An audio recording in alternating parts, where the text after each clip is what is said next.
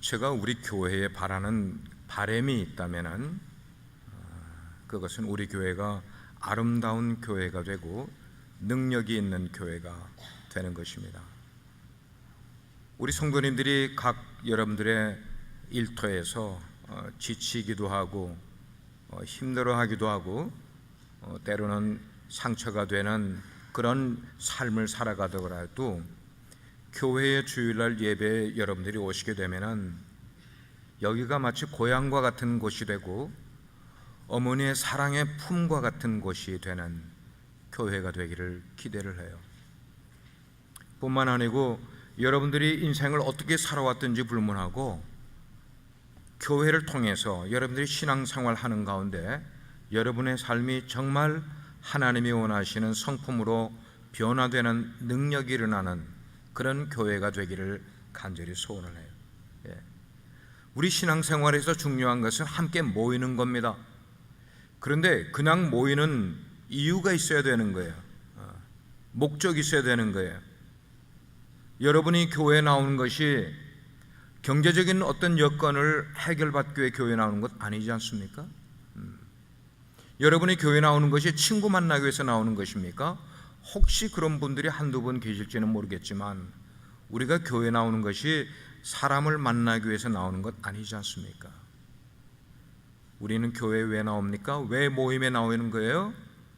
이 모임을 통해서 하나님을 바르게 예배를 하고 우리 가운데 정말 하나님의 말씀을 들으려고 하는 마음에 사모하는 마음이 있어서 예배에 나오는 것 아닙니까? 그런 마음을 가지고 우리가 예배에 나오는 거예요. 우리가 하나님의 말씀을 들으면 그 말씀 듣는 게 우리에게 생명을 가져다 주는 것이기 때문에 세상에 누구를 만나러 가는 것보다 어떤 모임에 갔다 오는 것보다 이 예배에 갔다 오는 것이 우리에게 유익하고 중요한 이유는 이것은 생명을 가져다 주는 것이기 때문에 하나님의 말씀은 놀라운 능력이 있습니다. 그 말은 영적으로 태어나게 만들어주는 거예요. 영적으로 태어나기 때문에 예수를 처음 믿게 되면 누구든지 영적인 어린아이가 되는 거예요. 어린아이에게 정말 어린아이들이 할 수 있는 게 뭐가 있겠어요? 여러분 가운데 아이를 키워보신 분들은 어린아이들 스스로 할 수 있는 게 뭐가 있겠어요? 아무것도 없어요. 어린아이가 할 수 있는 가장 중요한 일은 뭔가 하면 잘하는 거예요. 잘하는 것. 잘해주면 되는 거예요. 어린아이는. 사도 베드로가 베드로전서 2장 2절에 이런 말씀을 했어요. 갓난아이들 같이 순전하고 신령한 젖을 사모하라. 이는 이로 말미암아 너희가 구원에 이르도록 자라게 해주는 것이기 때문이라 말하고 있어요. 여기에 순전하고 신령한 젖을 사모하라. 신령하고 순전한 젖이라는 게 그게 뭐예요? 하나님의 말씀인 거예요. 이거를 너희들이 사모하라. 왜냐하면 이것으로 인해서 너희들이 구원에 이를 수 있도록 자라게 만들어주는 게 바로 이 말씀이라는 젖을 먹으면 너희들이 자랄 수 있기 때문이라고 말씀하는 거예요. 어린아이는 그냥 자라만 주면 자기 할 일 다 하는 거예요. 믿으시면 아멘 하세요. 어린아이가 뭘 하겠어요? 어린아이에게 뭘 기대를 하겠어요? 아니야. 우리가 기대하는 것은 너희가 잘 자라만 주면 되는 거예요. 부모가 어린아이에게 젖을 먹일 때 젖을 잘 먹어주면 이게 제일 기쁜 거예요. 젖을 잘 먹어주는 것보다. 근데 젖을 잘 먹지 않으면 어떻게 해요? 부모의 마음이 속상하지요. 속상하지요. 며칠 몇 날을 젖을 먹이려고 하는데 젖을 아이가 먹지 않겠다고 하면 부모의 마음이 속상한 것을 넘어서 어떻게 눈물이 날 지경이에요. 눈물이 날 지경이. 마찬가지로 영적으로 갓 태어난 사람이 하나님의 말씀을 지속적으로 먹어야만 되는데 그걸 지속적으로 먹지 않게 되면 영이 자라지를 않게 돼요. 영이 자라는 것, 여러분들이 성품이 자라는 것 아시잖아요. 인격도 자라는 걸 여러분들 보시지 않습니까? 어린아이들이 자라는 거예요. 자라는 거. 근데 하나님의 말씀을 먹지 않으면 영이 자라지 못하게 되니까 그런 식으로 시간이 지나고 또 지나고 해가 바뀌고 그렇게 되면은 영적인 영양실조에 걸리게 돼요. 영적인 영양실조 상태로 오래 가면은 그냥 그 영은 죽어버리게 되는 거예요. 우리가 영이 병들게 되면 다양한 심증이 우리 삶에 나타나게 돼요. 육체가 병이 들게 되면 제일 먼저 나타나는 게 입맛이 없어져요. 우리의 영이 병이 들면은 제일 먼저 나타나는 현상이 뭔가 하면 말씀에 대해서 무관심해지는 거예요. 영적인 입맛이 없어져 버리는 거예요. 교회 와서 이 자리에 앉아 있는데도 왠지 모르게 말씀이 전혀 내 귀에 들어오지 않아. 나는 지금 영적인 병에 들어가고 있는 시작이라는 것을 우리는 알아야 돼요. 뿐만 아니고 어린아이가 몸이 아프면은 자꾸만 칭얼칭얼 뭐해요? 짜는 거예요. 짜. 우리의 영이 병이 들기 시작을 하면 나타나는 현상이 배가 고파도 배고픈 줄 모르고 있다가 자꾸만 불평이 나오는 거야. 불평이 나오는 거야. 내가 왜 교회에 대하여, 내가 왜 형제 자매들에 대하여 불평이 나오는지를 여러분들이 빨리 파악을 해보시면 내 영이 지금 병들어 가고 있기 때문에 그런 일들이 나오는 것이. 영이 이렇게 시름시름 앓다가 나중에는 병이 들어 시험에 들게 마련인 거예요. 그냥 두지를 않아요, 사탄은. 그래서 하나님의 백성이 모임 가운데는 그것이 가정에서 식구들이 모여도 하나님의 공동체야. 그 속에 하나님의 말씀이 중심이 돼야 돼요. 우리가 목장으로 모이면은 그 목장은 신령한 영적인 공동체이니까 그 속에 중심이 뭐가 돼야 되는가 하면 하나님의 말씀을 나누는 것, 하나님의 말씀을 먹는 것이 우리 목장에서 모임 가운데 있어야만 되는 거예요. 반면에 말씀을 통하여 우리가 은혜를 받게 되면 이상하게도 말씀에 대한 관심만 아니고 그것이 기도하고 싶은 것으로 디벨로프가 되는 거예요. 기도하고 싶어진다. 말씀의 은혜를 받으면 그런 마음이 생기는 거예요. 은혜를 받고 나니까 하나님이 더 생생하게 느껴지기 시작을 하는 거예요. 하나님과 더 깊은 교제 속으로 들어가고 싶은 마음이 되는 거예요. 하나님을 더 깊이 사모하게 되니까 저절로 마음속에 기도하고 싶은 마음이 더 간절해지는 거예요. 더 간절해지는 거예요. 우리 유혁선 집사님 그렇죠? 그렇죠? 예. 우리가 말씀이 내 마음 가운데 은혜가 되면은 더 기도하고 싶은 마음이 들어가게 돼 있어요. 정말 은혜를 받은 사람은 인간적인 교제하는 것만으로 그런 데서 시간을 보내는 것 아니라 어쨌든 부스러기 말씀이라도 나는 더 먹고 싶어 그뿐만 아니고 그 말씀을 사람들에게도 나누어 주려고 하는 마음이 생기게 되는 것이 이게 영적으로 건강한 사람들의 모습. 그런 면에서 예루살렘 교회는 참 아름다운 교회였다는 거예요. 예루살렘 교회가 아름다운 이유는 그 교회 속에 말씀과 그리고 기도가 살아있었기 때문이라는 것이.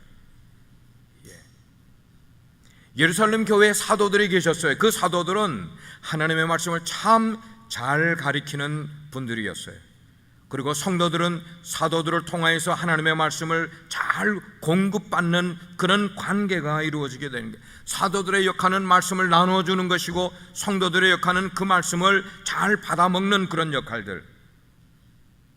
하나님의 말씀은 그야말로 우리에게 무궁무진한 진리의 주얼리가 되는 거예요. 우리 여성도님들 가운데 주얼리 좋아하는 분들 계세요? 왜 좋아하세요? 그거 하고 나면 내가 이뻐 보이니까. 귀에도 귀걸이를 하고 목걸이를 하고 반지도 여러 개 끼고 발가락지도 끼고.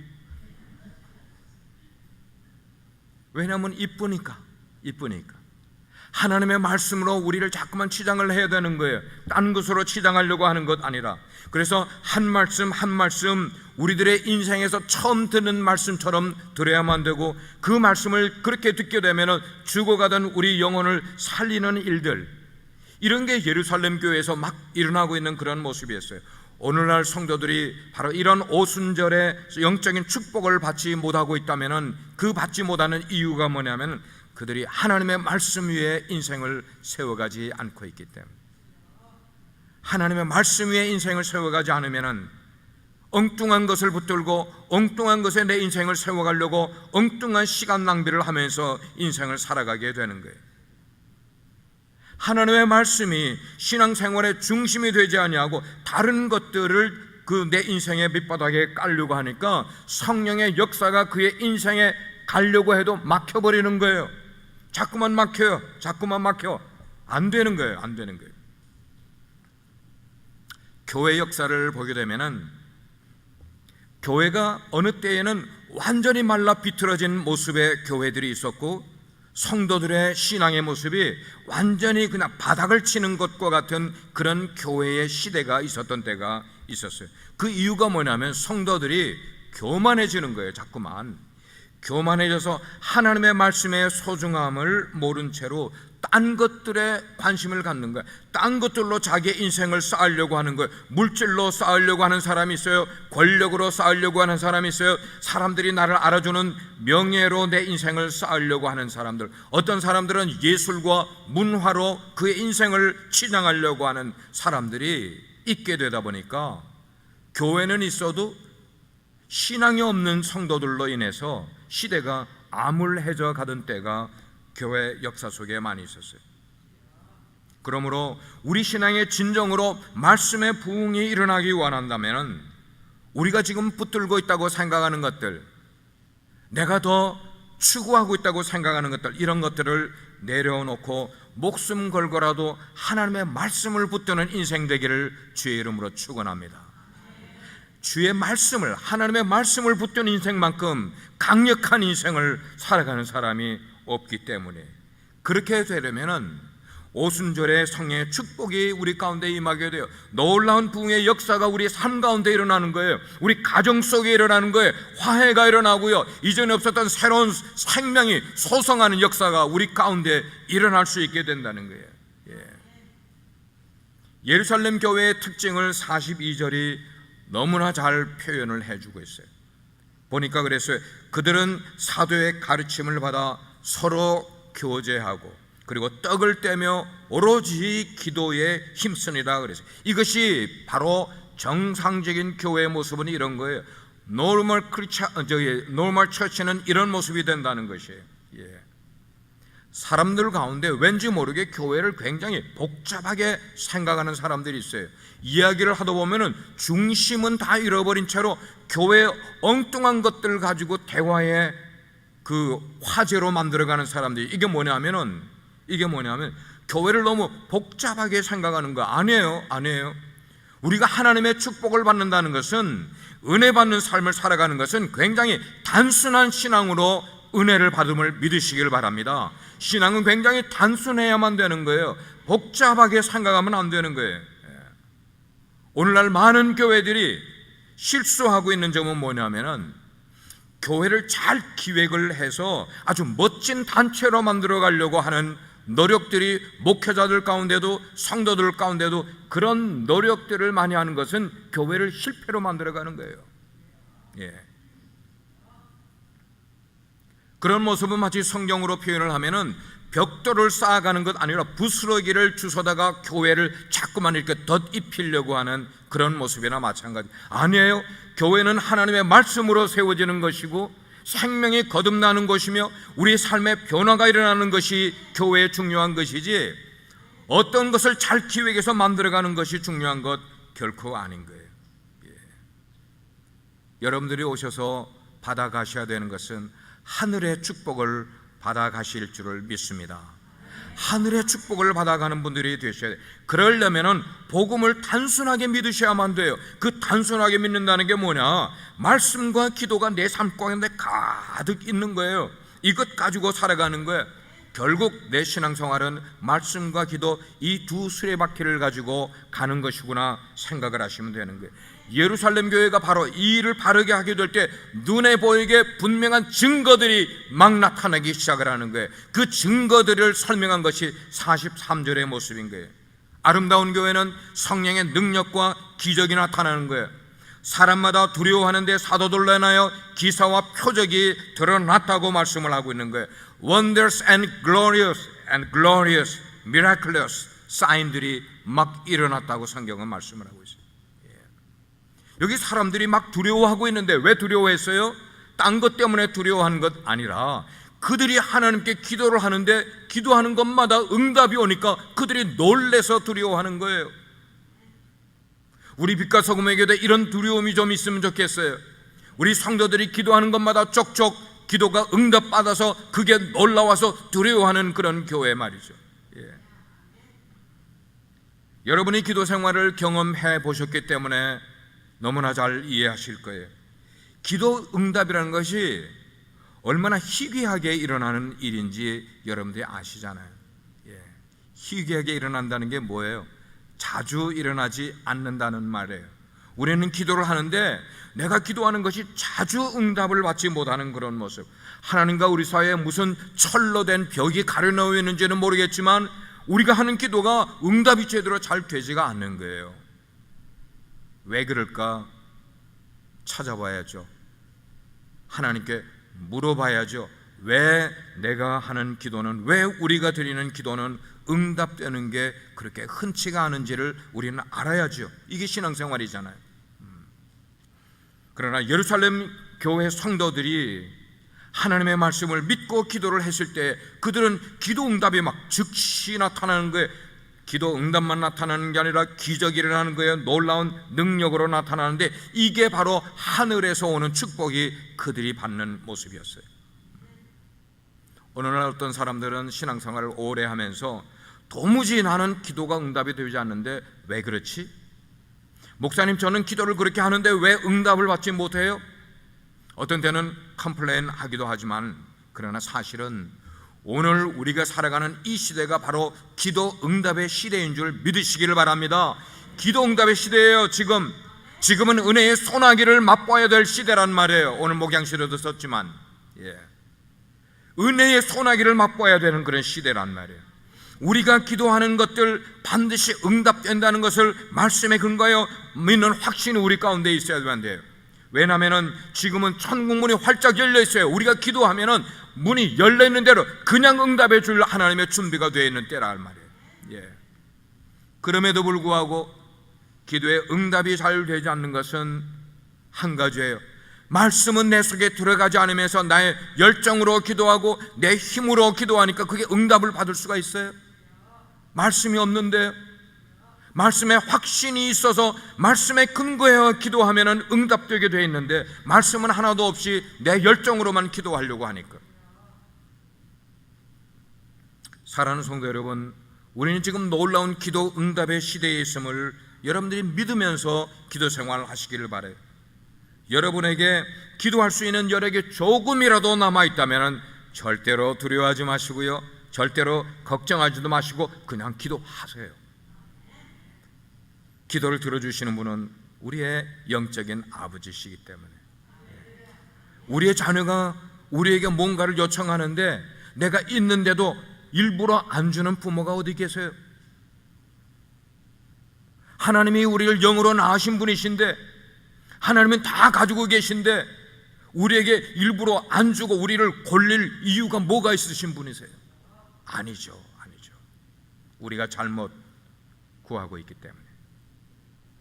사람들이 예루살렘 교회를 보면서 얼마나 놀랐는지 몰라요. 그 놀란 점이 바로 그거야. 그들은 기도하면 기도하는 족족 응답을 받고 있는 걸 보니까 놀라운 거예요. 그들의 삶 가운데 기적이 막 일어나는 거야. 능력이 나타나는 것 때문에. 그래서 그 사람들이 볼 때에 저기에는 something different.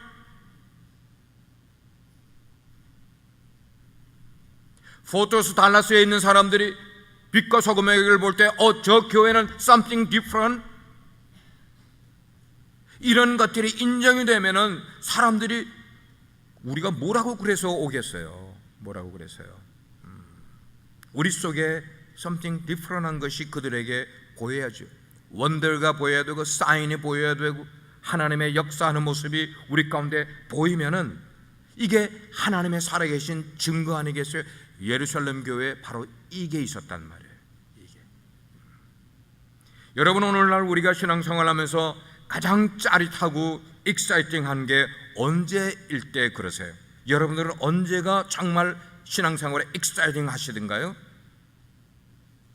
내가 하나님께 무언가를 가지고 갔는데, 기도를 했는데 하나님께서 그것을 들어주셨을 때, 기도 응답된 사람들은 마음 가운데 막 여기서 일어나는 거예요. 익사이트먼트가 막 일어나는 거예요. 왜? 내가 기도를 했는데 하나님이 들어주셨다 이 말이에요. 여러분, 하나님은 결코 우리에게서 멀리 떨어져 계신 분 아니세요. 우리가 소리쳐도 듣지 못할 정도로 멀리 계신 분이 아니라 우리 가장 가까이 계셔서 우리의 작은 신음소리도 들으실 수 있는 분이 하나님이세요. 우리가 그렇게 작은 목소리로 기도를 해도 듣고 계시면서 우리의 마음속에 어떤 생각을 갖고 있는지까지도 감찰하시는 분이 우리가 믿는 하나님이세요. 아름다운 교회는요, 사랑이 풍성한 교회예요. 그게 아름다운 교회예요. 성도들이 은혜를 받으면은 다른 사람들을 더 사랑할 뿐만 아니고 자기 속에 있는 이기심을 다 내려놓고 자신의 소유를 풀어 꺼내놓기 시작을 하는 게 사랑 공동체의 모습이에요. 예루살렘 교회 성도들이 은혜를 받으니까 그들 가운데 막 사랑이 넘쳐났는데, 그게 얼마나 넘쳐났는지 자기들의 소유를 다 꺼내놓는 거예요. 그리고 도네이션 하는 거야, 오늘날로 말하면. 그리고 다른 사람들의 필요를 따라 그걸 다 사용하게 만들어주네요. 오늘 하은이가 간증하고 유정혜 집사님이 간증하신 내용이 이미 우리에게 많은 은혜가 됐어요. 이번에 과테말라 팀이 다 돌아오고 나서 시간이 여의치 못해서 미루고 있다가 지난 화요일 날 리더들만 모여서 디브리핑을 가졌어요. 그렇게 나누는 가운데, 그 피드백을 나누는 내용 가운데 공통적으로 나오는 것은, 우리가 장학 후원의 밤을 마지막 저녁에 가졌는데 그 후원에 한 40명 정도의 학생들이 부모들과 함께 다 모였는데, 그 아이들 가운데 8명이 그 학교에서 우등생으로 성적을 받았다는 거예요.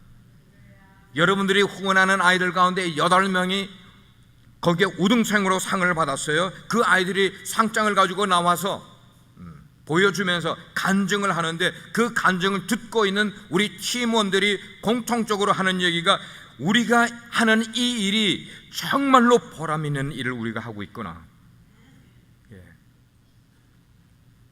우리 교회에 대해서 정말 프라우드한 생각을 가지게 됐다고 생각을 하고, 그 학생들을 보면서 얼마나 마음이 뿌듯함을 가졌는지 모른다. 우리 성도들이 그곳에 가서 그 장면을 직접 그 자리에서 좀 경험해 봤으면 좋겠다고.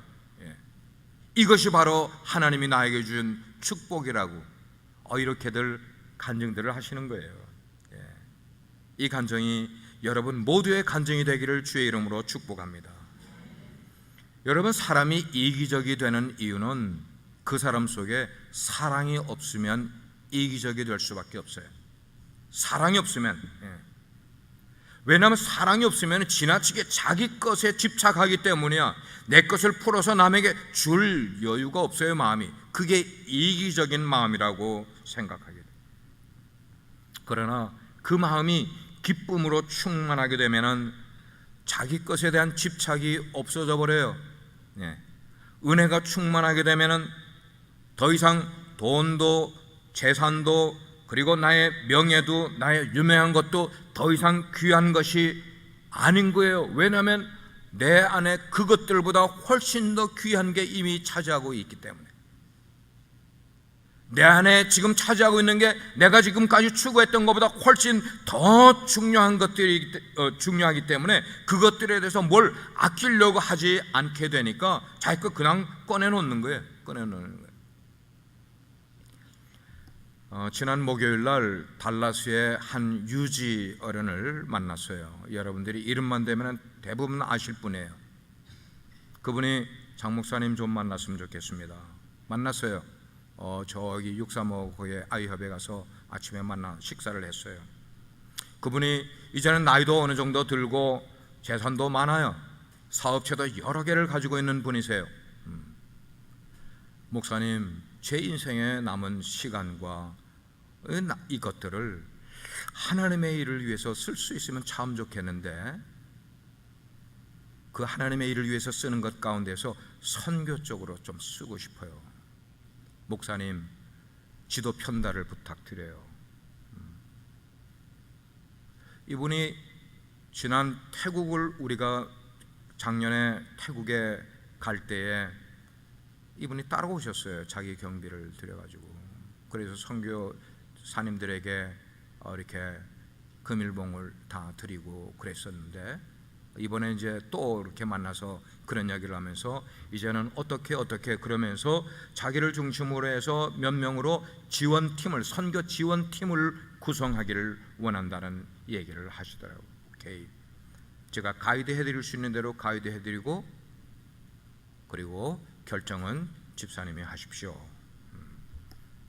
오늘날 세계에는 자기 나라를 잃어버리고 떠도는 많은 난민들이 있어요. 유럽에는 우리가 상상을 초월할 정도로 난민들 문제가 심각해요. 지난 6월달 총회를 마치고 선교사 수양회를 가졌는데, 그 수양회가 끝나는 시간에 어느 한 유럽에서 온 선교사님이, 유럽 전체 연합회 회장으로 계시는 목사님이 딱 돌아가자마자 저한테 편지를, 이메일을 보냈어요. 장 목사님의 말씀에 큰 도전을 받았습니다. 이번 난민 선교 대회에 강사로 좀 와주십시오. 그런데 이미 제가 카자흐스탄과 한국을 다녀왔기 때문에 교회를 또 비울 수가 없어요. 그래서 7월 말에 가지는 그 선교대회, 난민 선교대회 제가 못 가겠습니다라고 그렇게 답을 드렸어요. 이 난민들, 지진이 일어나면 지진 피해자들, 이런 사람들이 있으면 이 사람들에게 알려지게 되니까 전 세계의 여러 곳으로부터 이런저런 지원을 받고 도움의 손길이 미치게 돼요. 그렇지만 오늘 우리가 살펴본 예루살렘에 모여든 이 많은 사람들은 지진 피해자도 아니고 난민들도 아니었어요. 피난 나온 사람들도 아니었어요. 이 사람들은 어디서 온 사람들이냐? 영혼의 멸망받을 그런 피난민들이었어요. 그 사람들이 예루살렘에 모였어요. 그럼에도 불구하고 그들의 마음은 하나가 되었습니다. 어떻게 해요? 성령께서 그들의 마음을 하나 되게 만들어 주셨기 때문에. 예루살렘 교회가 아름다운 교회였던 이유는 그들은 은혜 받는 것에 온 관심을 집중하는 공동체였기 때문에, 은혜 받는 것 이외에는 딴 데 관심을 쓰지 않는 공동체였기 때문에 그들은 아름다운 교회였어요. 그렇습니다. 누구나 하나님의 은혜를 진하게 맛보고 나면은 이 세상에 더 재미난 것이 없어지게 되어 있어요. 지금까지 내가 세상에 살면서 재미나게 살았던 이것들이 진짜 진하게 은혜를 받고 나면은 이게 다 시시한 것이 되어버리는 거야. 예루살렘에 모인 사람들은 그 이전에 살았던 삶의 재미난 것들이 더 이상 재미나지 않고 시시한 것이 되기를 고백한 사람들이 모였던 거예요. 그래서 더 이상 세상 이야기 하지 않았어요. 모이면은 뭐예요? 말씀과 기도에 온 열정을 쏟았던 사람들이었어요. 그리고 은혜 받은 사람들은 겸손해지게 돼 있어요. 왜냐하면 지금까지는 멋모르고 자기가 인생을 잘난 채 했다는 거예요. 멋모르고요. 이제는 하나님을 바로 알았고, 그리고 또 자기 자신이 얼마나 소중한 존재인지를 그들이 깨닫고 나니까, 비록 노예였어도요, 비록 돈은 가지지 못했어도, 비록 세상에서 유명한 사람들이 아니라도 내가 예수님을 만나고 나니까 나라는 존재가 얼마나 소중한 존재라는 것을 깨달았기 때문에. 사랑하는 우리 빛소 성도 여러분, 우리가 하나님의 말씀을 붙잡고 하나님께 나아가면은 하나님의 축복과 은혜가 반드시 임하게 될 줄 믿으시길 바랍니다. 여러분의 삶에 기쁨이 충만하게 될 거예요. 기도의 응답을 얻게 될 것이에요. 여러분의 삶에 능력이 나타날 것을 믿어요. 아름다운 교회는 눈물과 기도가 있는 교회예요.